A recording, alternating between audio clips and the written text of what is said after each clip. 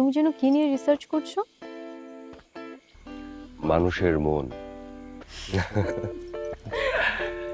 তুমি সুন্দর মনের একটা মানুষ। হ্যাঁ তোমার মন খুব ভালো, হ্যাঁ কিন্তু তোমার মনে অনেক দুঃখ। Right, absolutely right. তোমাকে আমার প্রিয় কবি জীবনানন্দ দাশের একটা কবিতা শুনে। আমি রবীন্দ্রনাথের কথা জানি, নোবেল লরিয়েট। হ্যাঁ, কিন্তু তোমাকে আমি জীবনানন্দ দাশের একটা কবিতা শুনে।